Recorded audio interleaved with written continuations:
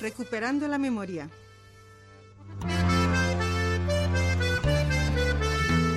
Un programa para reclamar verdad, justicia y reparación para las víctimas del franquismo. Promovido por la Asociación para la Memoria Histórica y la Justicia de Andalucía, AMIJA. Hoy os acompañamos en el control Samuel y en el micrófono Rosa Varas.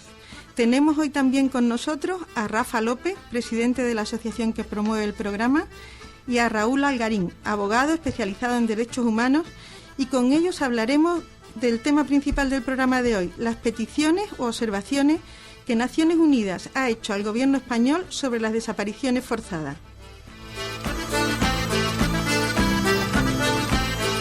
Hablaremos también de la reciente apertura de la fosa de Encinasola, en el norte de Huelva, donde se han recuperado los restos de 4 personas asesinadas por el franquismo.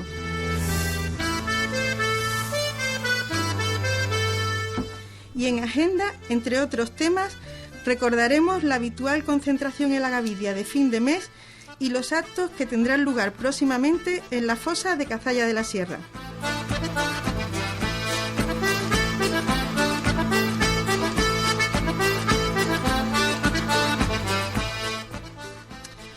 Hola Rafa, hola Raúl. Hola, buenas tardes. Antes de entrar en el tema de las recomendaciones que ha hecho la ONU, yo creo que lo principal también es presentaros.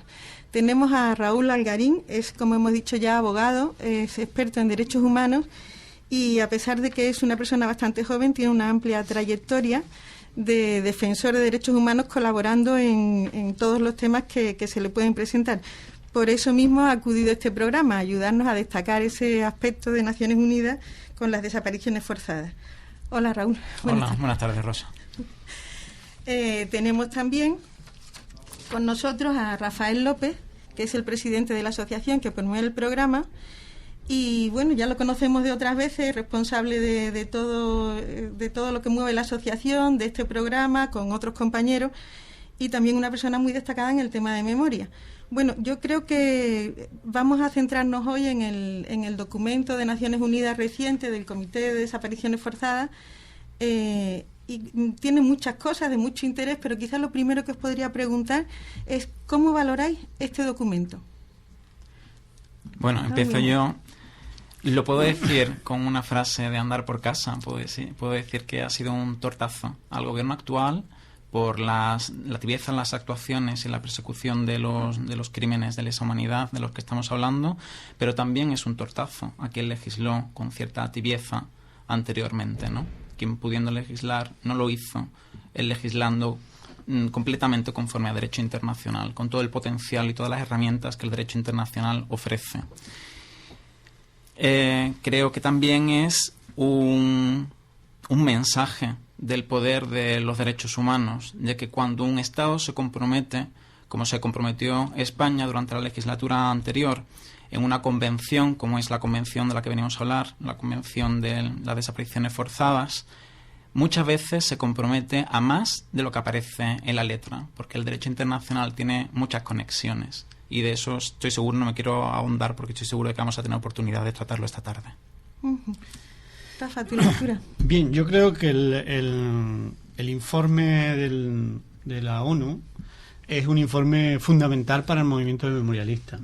Aparte de que es cierto de que de alguna manera le enmienda la plana al gobierno, aunque el gobierno en el tema de memoria nunca ha tenido ninguna plana porque no ha tenido ninguna acción política. No ha tenido ninguna acción política en el tema de memoria. Creo que el informe es muy positivo para todo el movimiento memorialista porque es la ONU. No es una asociación, no es tal, no, es la ONU. Y la ONU es la Organización de Naciones Unidas. Y además, la ONU da la razón al movimiento memorialista, a lo que nosotros venimos reclamando, exigiendo al gobierno de España desde hace más de 10 años. Por lo tanto, la valoración desde el movimiento social y desde la asociación en la que yo estoy es muy positivo. Bueno, pues muy bien. Ya estábamos diciendo que tiene muchísimos aspectos muy interesantes el documento este de las observaciones, pero quizás, precisamente por ser tan amplio, podemos ir citando algunos de los que nos parezcan más destacados. Yo, por ejemplo, hablaría primero, porque está primero en el documento, no porque otras cosas no sean igual o más importantes, de los plazos de prescripción del delito de desaparición forzada. Porque no leo literalmente, pero prácticamente en la letra del documento, dice el documento de Naciones Unidas insta al Estado español a que los plazos de prescripción se cuenten desde el momento en que acaba la desaparición forzada, entendiendo por tal, porque el fin de esta desaparición se acaba cuando se hallan los restos de la persona desaparecida o se restituye su identidad, o un caso que no nos afectaría a nosotros cuando la persona aparece con vida. Pero este mismo comité, el Comité de Naciones Unidas, muestra su preocupación porque el Tribunal Supremo Español ya ha argumentado en alguna sentencia que el plazo de prescripción es de 20 años y que, por tanto, los delitos cometidos durante la Guerra Civil están absolutamente prescritos. También cita el Tribunal Supremo la ley de amnistía, también lo pone en cuestión el Comité de Naciones Unidas. ¿Qué me comentáis de esto? Yo creo que hay primero que aclarar un tema conceptual con el tema de las desapariciones forzadas, y es una de las recomendaciones que hace el Comité de Desapariciones Forzadas en su informe. Hay que tener en cuenta que el Estado español, pese a que afirma que lo ha hecho, no ha regulado la desaparición forzosa con toda la magnitud que tiene el convenio. En primer lugar, porque no hay ningún artículo en el Código Penal en el que se mencione el tema de una desaparición forzada apoyada por todo el aparato del Estado, que es a lo que se refiere la Convención y lo que ocurrió aquí durante la dictadura. En ese sentido, no podemos encontrar un artículo en el que nos podamos basar para encontrar el periodo de prescripción. Lo más cercano estaría en el secuestro, y el secuestro tendría como máximo una pena de 10 años, le correspondería un periodo de prescripción de 10 años en caso de que se haya pedido recompensa por el secuestro. Con lo cual, si hablamos de prescripción, no estamos hablando ya de la prescripción que correspondería a un delito que no está en nuestro Código Penal. Independientemente de esto, lo que sí recoge nuestro Código Penal en materia de prescripción es que los crímenes de lesa humanidad, y aquí estamos hablando de un crimen de lesa humanidad, no prescriben. Y eso sí lo tenemos contenido en nuestro Código Penal, con lo cual tenemos incluso la norma ya establecida en nuestro ordenamiento. Y luego hay una cuestión diferente, que son dos periodos de prescripción de los que habla la Convención, y yo creo que resultan confusos cuando leemos la prensa. Incluso se manipulan un poco dependiendo de la tendencia y lo que se quiera expresar. Uno de ellos es el delito que tú has mencionado, delito de desaparición forzada, no prescribe, y esto es lo que defiende en el informe el comité, pero luego hay que tener en cuenta otro argumento que ha dado el Tribunal Supremo, que es, estamos hablando de delitos de hace mucho tiempo, los autores posiblemente hayan fallecido, etcétera. Lo que interesa aquí es saber que el delito, en la medida en que no ha aparecido la persona, es un delito continuo en el tiempo y, por lo tanto, se considera que todavía está vigente. Y esto hay que diferenciarlo de cuando el mecanismo del comité que establece el convenio entra en vigor, o a qué casos va a atender. Y esto es algo completamente diferente. Uno es la jurisdicción interna, cuándo puede entender de casos que han ocurrido, y la respuesta es siempre, porque son imprescriptibles. Y otra cuestión es a partir de qué momento el comité establecido en el convenio puede intervenir. Y eso es a partir de la entrada en vigor del convenio. O sea, se pueden juzgar los delitos cometidos anteriormente. Lo que no puede hacer el comité es intervenir. No te puedes dirigir al comité para decir que ha habido una desaparición forzada y se está refiriendo al año 40. Eso no se puede hacer. Pero eso no significa que no se pueda juzgar y que no se deba juzgar. Ajá, o sea, no es lo que dice el Tribunal Supremo. No. Claro. Sí, bueno, la prescripción para nosotros es un informe fundamental, como ya dije antes, porque el hecho que claramente en el informe dice que los delitos cometidos durante la Guerra Civil y durante el franquismo son imprescriptibles, si no prescriben, es fundamental, porque primero va contra la doctrina general, va contra la doctrina de la Fiscalía General del Estado y va contra la doctrina del Tribunal Supremo, que en el auto en el que exculpan a Garzón por prevaricación, ¿no? Dice claramente que está la ley de amnistía y está lo que ha dicho Raúl, ¿no? La gente está muerta y los delitos han prescrito. Es decir, el Tribunal Supremo en esa sentencia sabe que no es una sentencia justa, porque él conoce el derecho internacional. Los jueces del Tribunal Supremo supongo que conocen el derecho internacional, y supongo que también saben que España se acogió a ese tipo de derecho en el año 2010, creo. Es decir, que ellos son conscientes, cuando firman ese auto, de que ese auto no se ajusta al derecho internacional. Para nosotros el hecho de que sea imprescriptible, que lo diga la ONU y que obligue al gobierno español a considerar, y a los jueces españoles a considerar ese aspecto, como bien ha explicado Raúl, yo creo que es fundamental, porque nosotros cuando nos dirigimos a la Audiencia Nacional en el año 2006, nos dirigimos fundamentalmente por dos cosas, porque pensábamos que eran delitos, lo que se había cometido con nuestros antepasados era delitos de lesa humanidad o crímenes de lesa humanidad, y auxilio judicial. Y ninguna de las dos cosas hemos conseguido todavía, pero creo que con el tiempo tenemos que conseguirlo.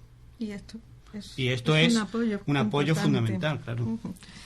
Bueno, pues seguimos con el documento de Naciones Unidas, porque, en fin, hay otro apartado que dice, nada más y nada menos, que pide al Estado español, Naciones Unidas pide al Estado español que todas las desapariciones forzadas sean investigadas independientemente del tiempo transcurrido y aunque no se haya presentado ninguna denuncia, que los presuntos autores sean enjuiciados y que las víctimas reciban reparación.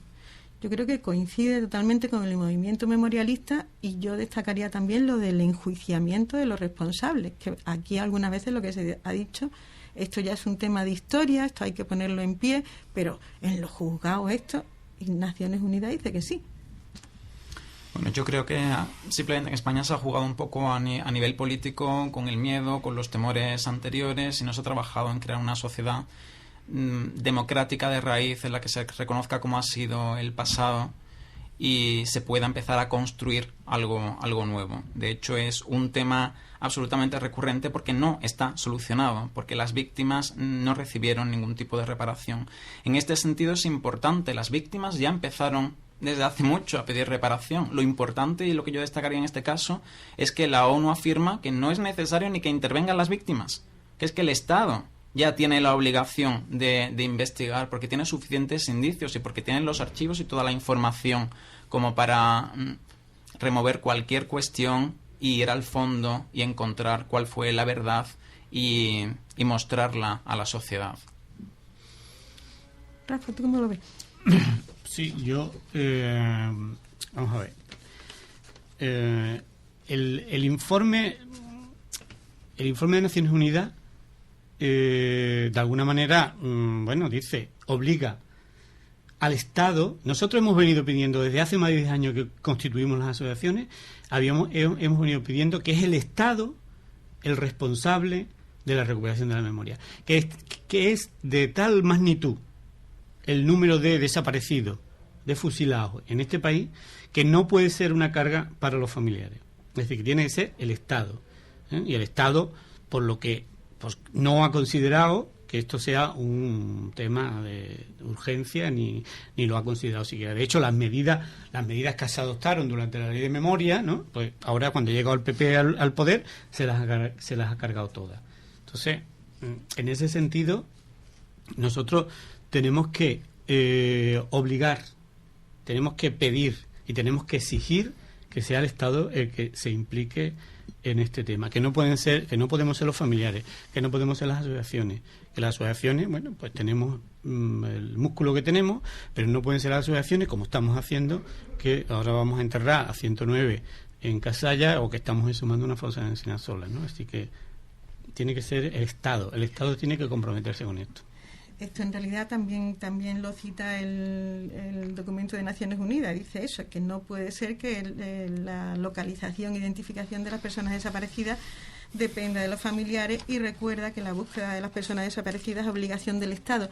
En este momento, yo personalmente creo que poco se ha hecho en democracia con los sucesivos gobiernos en este tema, muy poco, pero en este momento estamos en un retroceso grande, ¿no? Porque no hay ayudas, no hay Sí. Han desaparecido organismos específicos para esto. En este momento hemos dado un paso atrás, porque el PP, cuando llegó al gobierno, con la excusa de la crisis, cerró cualquier tipo de subvención para la recuperación, subvención que son a proyectos finalistas, proyectos finalistas concretos, que ellos tienen toda la documentación de todo este tipo de proyectos y saben lo que se ha gastado el dinero, porque Rafael Hernando estaba haciendo unas declaraciones, desde mi punto de vista, impresionantes, ¿no? Y de total y absoluto despreciables con respecto a las víctimas, etcétera. El gobierno ha quitado las subvenciones, pero no la ha quitado totalmente, porque se la ha dado a la Iglesia de la Macarena, le va a dar 1,5 millones de euros, y se lo ha dado al Valle de los Caídos para restaurar parte del Valle de los Caídos. Eso no, eso sí. Se le ha quitado a las asociaciones. Ha cerrado la oficina de víctimas. Ha mentido a la ONU, porque dice que aquí se ha hecho acciones de recuperación de memoria y que aquí se está haciendo. Eso no es cierto. El Estado no lo ha hecho el movimiento social, lo poco o lo mucho que hayamos hecho. Y está obstaculizando la acción de la querella argentina de la jueza María de Servini. Está obstaculizando esa acción, ¿no? Porque, hay un auto un auto de la jueza, que el gobierno de España y que los jueces españoles todavía no han dicho nada. Precisamente es que Naciones Unidas parece que ve todo, o sea, lo tiene muy claro, diríamos, porque también dice que pide al Estado español que asegure el auxilio judicial necesario a las autoridades de otros estados partes, como sería España, o en este caso Argentina, que así lo soliciten, en el marco de investigaciones de posibles casos de desaparición forzada. A mí esto me parece que cuadra totalmente, no sé cómo lo veis, con el tema de la querella argentina, ¿no? No solamente cuadra, sino que está previsto en el marco legislativo del que nos hemos dotado. Es perfectamente admisible. En la legislación actual, la cooperación judicial es un hecho en papel. Cuestión distinta es pues las objeciones, los impedimentos que pueda poner el Estado a la hora de colaborar con la justicia argentina. En cualquier caso, me parece súper interesante que con este tema desde Argentina se haya recuperado el concepto de jurisdicción universal. El hecho de que crímenes de lesa humanidad o crímenes contra la humanidad se puedan juzgar en cualquier parte del mundo, independientemente del territorio, independientemente de la nacionalidad, sin necesidad de que haya esa conexión nacional que por retroceso en nuestra legislación rápidamente nos aprestamos, creo que fue en la última reforma en 2009, en matizar para que solamente pudieran ser nacionales nuestros, o que el que hubiese cometido el crimen, el autor del crimen, estuviese en nuestro territorio, conexiones de ese tipo. Sin embargo, en Argentina son mucho más amplios y tienen este concepto de justicia universal, gracias al cual quizás podamos hacer algo.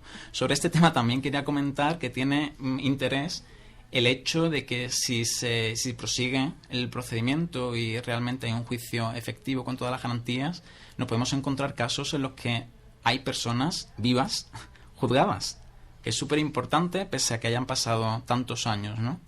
Cuestión diferente es el absurdo y ridículo internacional que, a mi entender, hace España, haciendo que Argentina juzgue unos crímenes que perfectamente en una democracia se deberían juzgar aquí sin ningún tipo de problema. No quiere decir que no se deban juzgar en Argentina, no implico eso en lo que digo, sino que aquí perfectamente con los medios que tenemos se puede hacer, simplemente no se quiere. El discurso que se da, digamos, más conservador o más oficial sobre la intervención de Argentina se para solo en que es una vergüenza que otro país venga a decirnos lo que tenemos que hacer. Lo que no se dice... Que es una vergüenza consentida. Claro, que es una vergüenza que tenemos que pasar porque nosotros no lo hacemos. Y está amparado en el derecho internacional, lo que está haciendo Argentina. Bueno, hay otros muchos puntos. Se pide también la creación de una comisión de expertos independientes encargada de determinar las violaciones de derechos humanos en el pasado, en particular las desapariciones forzadas. Se pide en este caso lo que se podría llamar una comisión de la verdad, y no hemos comentado antes que también cuando se habla de la búsqueda de personas que no son, esta búsqueda de las personas desaparecidas no debe ser tema de los familiares, también ahí se pedía un órgano específico que unificara este trabajo dependiendo siempre del Estado. Otra vez son reivindicaciones del movimiento memorialista. Lo de la Comisión de la Verdad, que la conocemos por otros países extranjeros, que no sabemos porque aquí no se puede hacer, también es una reivindicación antigua, y además que incluso últimamente ha habido una presentación de un anteproyecto de ley de partidos, de diferentes partidos, todos más o menos progresistas, pidiendo esta Comisión de la Verdad. Sí. Hombre, yo creo que aunque sea reiterativo, decir que este informe es un aval impresionante al movimiento memorialista, que es la ONU la que lo hace, la que lo dice, que la petición de la Comisión de la Verdad, y aquí en España ya hubo un intento de crear una Comisión de la Verdad, y de hecho por parte de Andalucía estaba Paco Espinosa, el historiador, que fue un intento de los que hizo Garzón cuando cogió en la Audiencia Nacional el tema de los desaparecidos. Y bueno, es que es fundamental. Nosotros ahora mismo hemos creado un grupo, casi 100 asociaciones a nivel nacional, hemos creado una plataforma por la Comisión de la Verdad, ¿no? Y es fundamental porque, primero, que se constituya, segundo, que sean independientes las personas que estén en la Comisión de la Verdad, y que se investigue en profundidad los crímenes del franquismo. Eso es fundamental. Y esa Comisión de la Verdad indudablemente tiene que tener el apoyo del Parlamento, ¿no? Hay muchos parlamentos, muchas instituciones que están apoyando la creación de la Comisión de la Verdad, ¿no? Igual que están apoyando la querella argentina, el Parlamento andaluz, en una proposición no de ley, muchos ayuntamientos están apoyando ese tipo de medidas. Por lo tanto, creo que estamos en una situación positiva en lo que nosotros ya venimos reclamando desde hace tanto tiempo, ¿no? Raúl. No, yo con el tema de la Comisión de la Verdad diría dos ideas clave. La primera, la importancia que tiene, porque es un foro de diálogo en el que participan tanto autores como víctimas, como expertos en temas de derechos humanos, que sirven solamente para aclarecer los hechos y crear el hilo, darle forma al hilo de la historia, sino que también contribuye a las investigaciones y no sustituye en los procesos judiciales. Entonces es un complemento necesario. Naciones Unidas tiene creadas, al menos ya promovidas, la creación de al menos 35 comisiones de la verdad.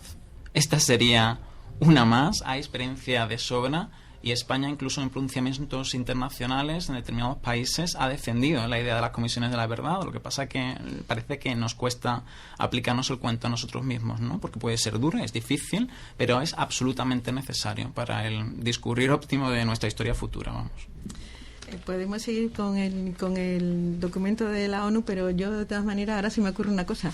Habiendo dicho que se ha presentado este anteproyecto de ley en el Parlamento, va a ser una pregunta retórica, pero ¿qué creéis que va a pasar con este anteproyecto de ley? Y lo más, digamos, lo que podéis valorar quizá más cada uno, ¿en qué situación nos pone? Que una cosa, estas recomendaciones y los anteproyectos de ley que se pueden presentar aparte de partido, ¿qué posibilidades tienen de salir? ¿Y en qué situación quedamos cuando un organismo como Naciones Unidas viene reclamando una serie de cosas, algunas desde hace mucho tiempo? Yo recuerdo la derogación de la ley de amnistía, ya se ha dicho por la ONU hace lo menos 5 o 6 años, lo he escuchado yo.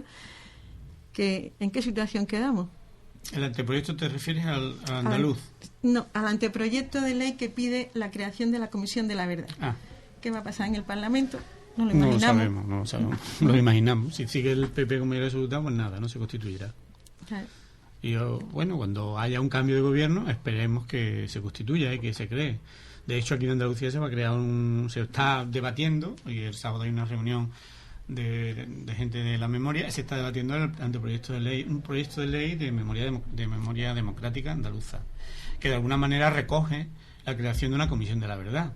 Una Comisión de la Verdad que, pues, lógicamente, estará circunscrita a Andalucía, ¿no? Si se crea en Andalucía.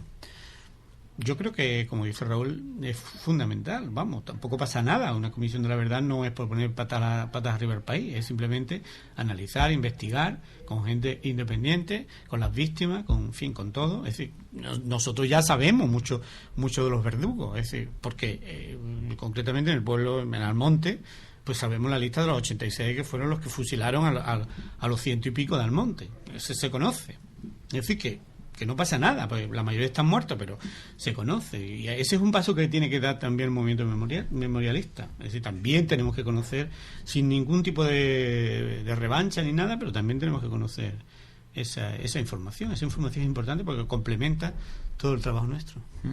No, yo diría que, saliéndome un poco de lo jurídico, hacer una referencia a cuando estudiaba historia en el colegio. La época de la dictadura nos la saltábamos, porque no se sabía gestionar la información. Los propios profesores no sabían ni al alumnado que se enfrentaban ni cómo impartir esa materia. Pues una comisión de la verdad podría tener perfectamente ese uno de sus objetivos. Uno de los productos que sacaríamos de la comisión de la verdad sería tener una versión oficial y realista de la historia. Y esto es absolutamente objetivo. Estos fueron los resultados de la Comisión de la Verdad. Esto fue lo que sucedió. Aparte de los gobiernos, los nombramientos y las cuestiones políticas que se estudian, pero que hubo de trasfondo en toda la dictadura, que perfectamente se pueda estudiar y se conozca, sin necesidad de que esto signifique ningún tipo de rencor. El rencor existirá mientras no haya una reparación a las víctimas. Eso por supuesto. Eso es lo que Sí, dice está claro. el movimiento memorialista, que las heridas no se cierran de cualquier modo. La herida hay que cerrarla, pero hay que cerrarla en condiciones. Hay que cerrarla bien. Sí. No. Y además yo creo que si todo este trabajo se hiciera y fuéramos capaces de sumar la fosa, etcétera, todo este trabajo de recuperación, yo creía que maduraríamos, el país democráticamente maduraría, porque de alguna manera es una democracia controlada, una democracia vigilada. Pues no se puede nada más que ver la televisión, algunos dirigentes del PP lo que dicen, ¿no? De alguna manera eso te da pie a que esto es una democracia bastante vigilada. Por lo tanto, yo creo que todo este trabajo y todo el trabajo que está haciendo el movimiento social, que ha sido muy criticado, el movimiento social de memoria, que ha sido muy criticado, yo creo que es un trabajo de fortalecimiento de la democracia. Sí, yo también. Podríamos hablar muchísimo de muchas cosas, pero claro, el tiempo que tenemos es el que tenemos. A mí me ha llamado la atención, me parece importante destacar que el informe o el documento de observaciones del Comité de Naciones Unidas habla también de los niños robados. Los niños robados es un fenómeno que parece que se ha prolongado muchísimo en el tiempo. Quizás no siempre ha tenido el mismo origen, o quizás en un momento tuvo un contenido, una motivación más ideológica, y en los últimos años a lo mejor ha tenido una motivación más económica, por decirlo de algún modo. De todas maneras, aquí se cita porque relacionado con desaparecidos, claro, son niños desaparecidos, pero relacionado con memoria hay un número importante de niños. Sí. Ahí, bueno, yo tengo un informe de Falange.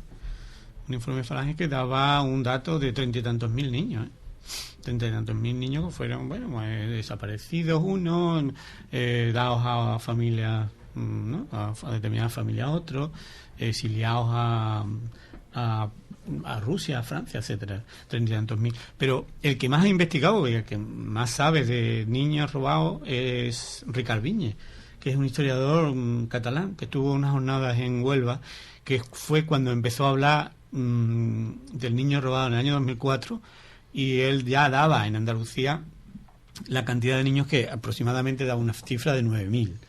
Impresionante, ¿no? Porque fue el que empezó a hablar de eso. Y es verdad que, que eso llegó casi hasta los 80.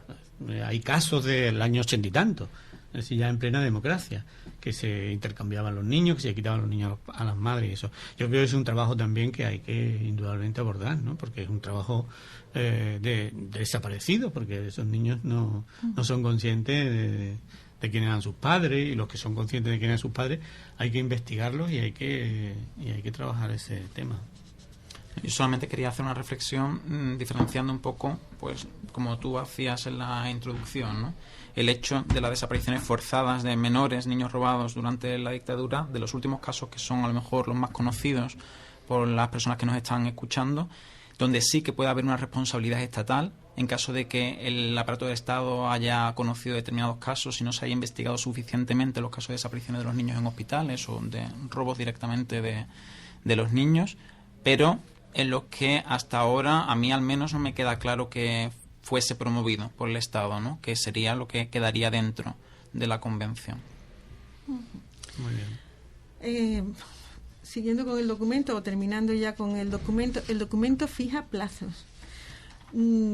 Aunque en algún momento se dice que es una obligación del Estado que ha firmado la Convención, atender las observaciones, yo no sé si nos podéis aclarar hasta qué punto obliga esto al Estado español. En todo caso, hablando de los plazos, hay un plazo que creo que es el que se refiere a la búsqueda de los desaparecidos, enjuiciamiento de responsables y la reparación de las víctimas, que tiene un plazo de menos de un año.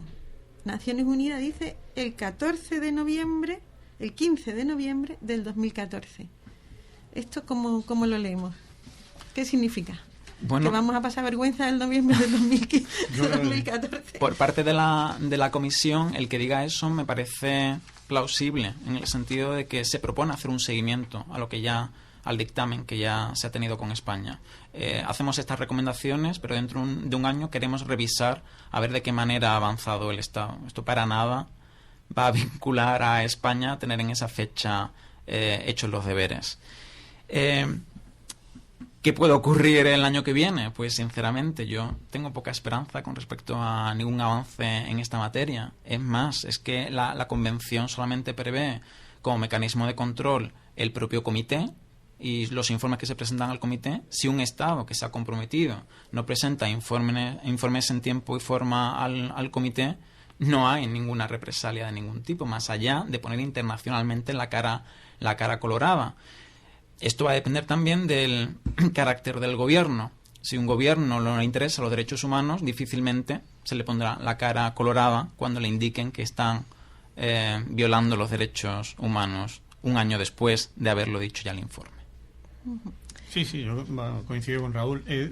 Yo creo que, bueno, como el gobierno tiene que informar al comité, tiene que informar de las acciones que ponga en marcha a lo largo de este año, es decir, las acciones dirigidas a la consecución de estos objetivos. Dado los pasos que están dando con el tema de la querella, con el tema del propio comité y tal, yo no espero que el gobierno español haga nada. Y es cierto, es decir, que dentro de un año, ahora, en el 15 de 2014, y en el siguiente plazo, que son 15 de noviembre de 2019, en el que tienen que estar implementadas todas estas medidas, ¿no? Me imagino que será otra vergüenza internacional para España. Estamos en periodo de reforma del Código Penal y de enjuiciamiento criminal, y eso es lo que prevé el comité como una gran oportunidad para que determinadas reformas se introduzcan. Por las noticias que vamos teniendo del desarrollo de lo que va a ser el cuerpo normativo futuro, vemos que la tendencia es la restricción de otro tipo de derechos y para nada la promoción de los derechos humanos, con lo cual creo que ya podemos hacer cábalas de qué va a suceder dentro de un año. Tenemos que terminar el tema. Me vaya a permitir que voy a hacer yo el último comentario, porque también el documento de Naciones Unidas pide que se difundan las observaciones que Naciones Unidas hace al Estado español.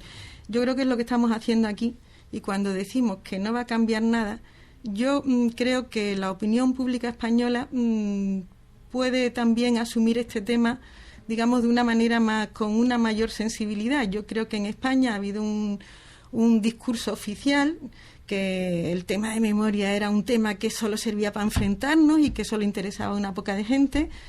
Y bueno, y documentos como el de Naciones Unidas, que dice además que esto tiene que llegar al estamento judicial y tiene que llegar a la propia sociedad española, pone en evidencia que el discurso oficial español no se sostiene en cuanto cruzamos la frontera. O sea, la actitud española con este tema, yo personalmente creo que es una vergüenza, y que nos lo vienen a decir siempre gente de fuera, porque aquí seguimos oyendo ese rum de que esto es muy peligroso, porque lo que decíamos antes, porque nuestra sociedad parece que es siempre menor de edad y en cuanto se nos suelta nos vamos a matar todos.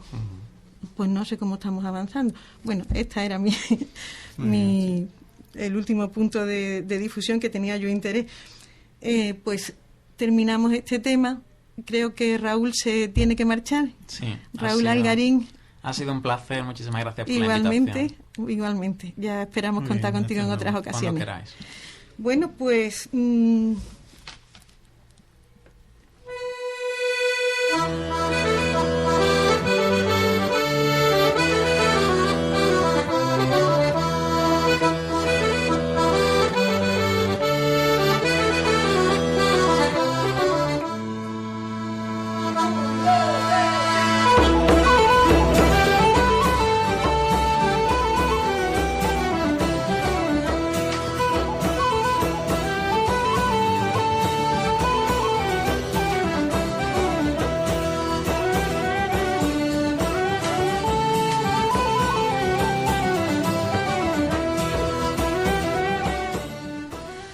Bueno, pues como siempre vamos un poquito justitos de tiempo, pero queríamos también en este programa hablar de la exhumación que se está llevando a cabo de la fosa de Encinasola. Seguimos teniendo a Rafa, y la exhumación esta la está llevando la asociación nuestra. Yo también soy de la asociación, Amija. Cuéntanos un poco, Rafa, ¿qué es lo que se está haciendo allí? Bueno, pues esta exhumación tiene una historia larga, ¿no?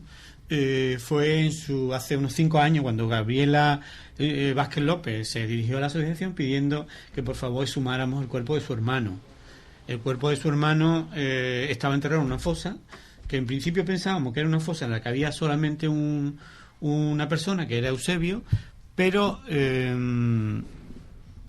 después, cuando fuimos a hacer el trabajo, pudimos comprobar por datos, por historiadores locales y tal, que había al menos 5. Después de todo eso hemos intentado buscar financiación, hemos firmado un convenio con la Diputación de Huelva, y que nos ha posibilitado esa posibilidad de exhumación. También hemos solicitado al Ayuntamiento la autorización de la exhumación, en fin, todo el trámite burocrático y administrativo, que ha sido complejo, y a la Junta también, que nos ha autorizado la delimitación, la cata, etcétera. En definitiva, ahora mismo la fosa está abierta y en principio aparecen 4 cuerpos. Pensamos que a lo mejor superpuestos en otros niveles puede que haya algunos más, pero así está. Es decir, la fosa está abierta, está delimitada, está comprobado con un informe arqueológico forense de que las víctimas fueron asesinadas, ¿no? ¿Por qué? Porque tienen balas, hay lesiones perimortem, hay fractura de mandíbula, tiros en la nuca, etcétera, y hemos comprobado eso. Y además, una de las consideraciones que nosotros tenemos es recuperar la memoria, pero es la verdad por un lado, pero también la justicia. Y para nosotros, y para la asociación, y para el movimiento social, es muy importante que los jueces se pringuen, que vayan, que vean lo que son las fosas, lo que tienen las fosas. Y nosotros el día 20 de noviembre presentamos una denuncia en el juzgado de la Cena, que es el juzgado competente, territorial competente de Encinasola, con toda la información, con una solicitud por parte de la asociación de la denuncia, una denuncia por parte de la asociación, y un informe arqueológico forense de los arqueólogos y del forense que está haciendo la exhumación o está haciendo la delimitación, cata, eso de la fosa. Y además, el mapa de fosa de la Junta de Andalucía. Presentamos todo esto y ahora estamos a la espera que la juez decida lo que sea, bien actuar, bien mandar al secretario judicial. Normalmente se manda al secretario judicial, se coge unas muestras, se datan la muerte y después se decide por parte de la juez, se decide la exhumación o lo que decida ella, pero en principio queremos que la justicia tome conciencia de este tema. Hemos entrado ya en el tema de la participación de la justicia, digamos, en una exhumación, pero yo tengo entendido que generalmente es obligado a hacer la denuncia y que el juez vaya, pero el resultado, creo que la inmensa mayoría de las veces que los jueces no van. ¿Y qué pasa entonces? Pues no pasa nada, es decir, cuando los jueces no responden, nosotros hemos exhumado varias fosas y en muchas de ellas los jueces no han respondido. Hemos presentado la denuncia y no han respondido. En la que respondió fue en Zalamea y respondieron al año. La fosa estaba fuera del término municipal del cementerio y respondió al año. Y en esta esperemos que respondan. Un plazo prudencial, un mes y medio, 2 meses. Si la juez no responde, no dice nada, pues nosotros ya solicitaríamos la autorización de exhumación de los restos para dignificar el enterramiento. En definitiva, lo que se pretende es exhumar los restos, ver la fosa, analizar los individuo a individuo, todas las lesiones que tienen, todo, hacer un informe pericial en condiciones, presentar una denuncia en el juzgado y dar conocimiento al menos al juzgado de lo que está sucediendo en esta fosa. Y una vez que hagamos todo eso, pues los restos, bien lo que decidan los familiares, hacer el estudio de ADN, lo que decidan los familiares. Normalmente lo que deciden los familiares es que sigan juntos, pero dignamente.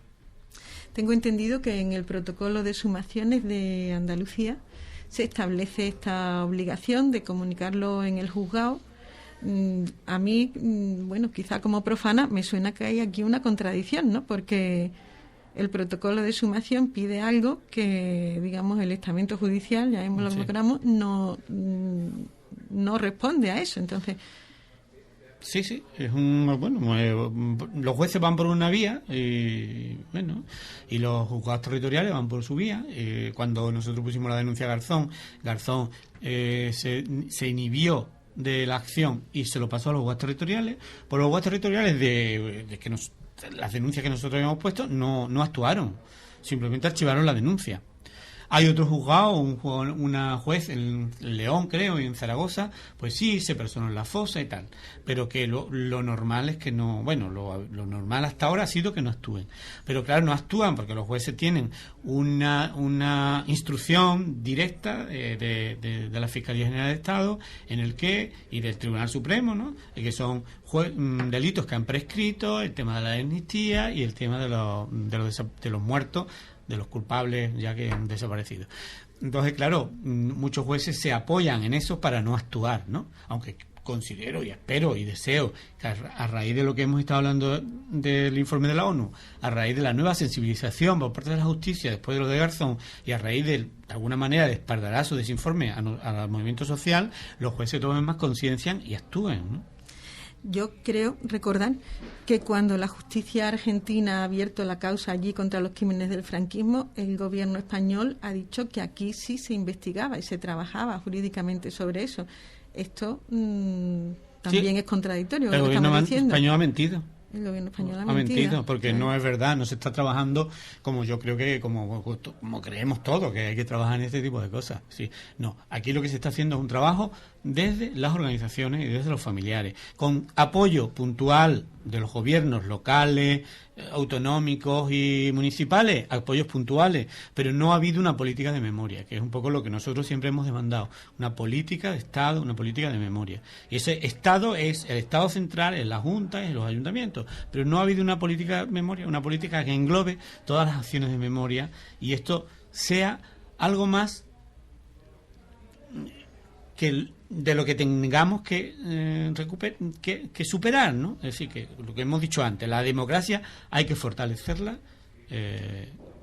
haciendo la recuperación de la memoria. Creo, y también cito de memoria, que una denuncia que se hizo desde la Junta de Andalucía, creo, sobre unas exhumaciones que se hicieron en el barranco de Biznar, posteriores a la búsqueda de Lorca, también ha pasado lo mismo, que lo han denunciado, sí, pero que tampoco el juez ha aparecido por allí. Archiva la causa, ha archivado la denuncia, sí. O sea, esto es lo habitual, sí, que los jueces o archiven o no vayan y tal. Es decir, la justicia no toma conciencia, no ha tomado conciencia del problema de desaparición en España.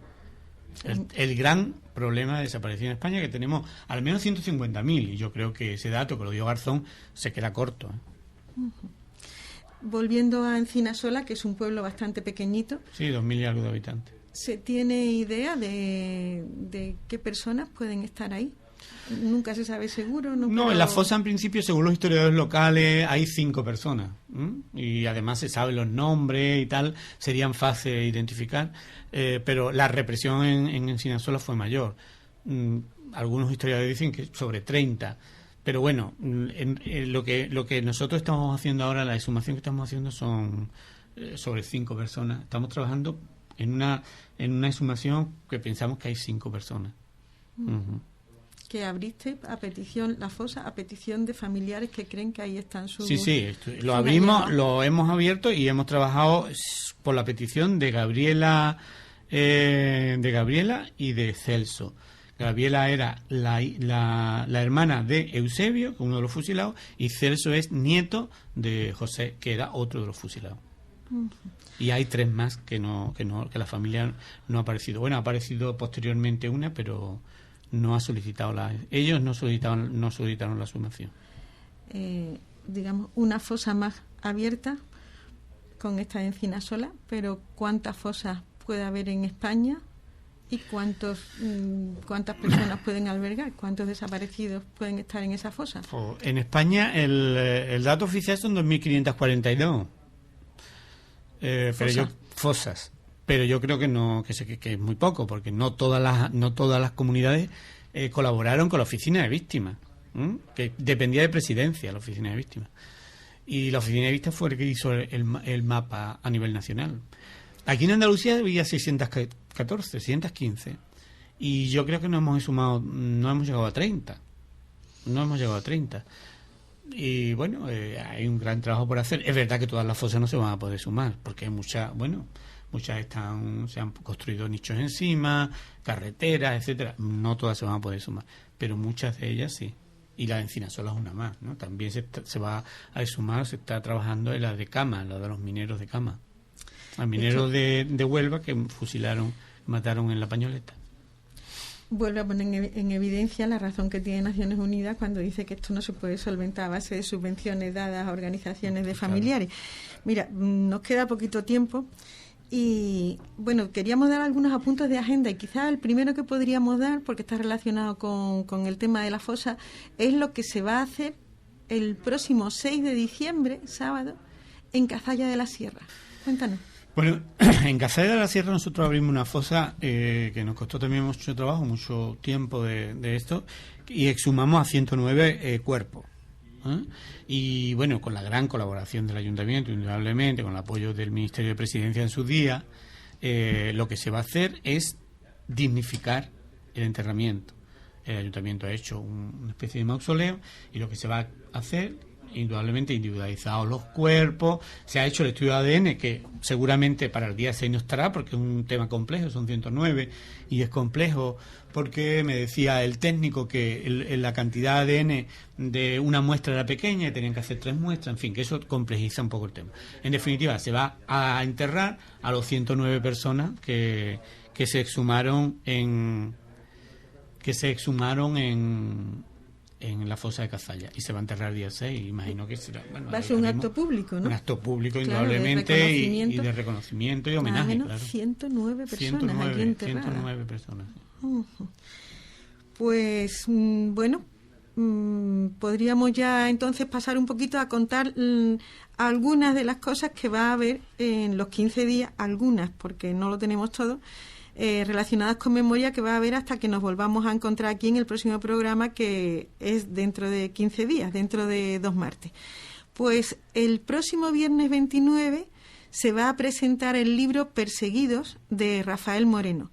El libro recoge la historia real de 5 personajes perseguidos por el franquismo y recoge también la historia de las que se ha dado en llamar las Rosas de Guzmán, 9 mujeres que dicen fueron violadas y asesinadas por las fuerzas golpistas en Puebla de Guzmán, que no son las únicas, represaliadas por el franquismo del pueblo, porque según parece después fusilaron a 6 mujeres más de este pueblo. La presentación del libro Perseguidos va a ser el viernes a las 8 de la tarde en La Carbonería, en la calle Levíes de Sevilla. El sábado 30, la Dirección General de Memoria Democrática organiza una jornada sobre políticas públicas de memoria democrática en Andalucía. Para asistir a esta jornada es necesaria inscripción previa. Entonces, vamos a dar el teléfono. El teléfono es 955 04 1116. Lo vamos a decir otra vez. 955 04 1116.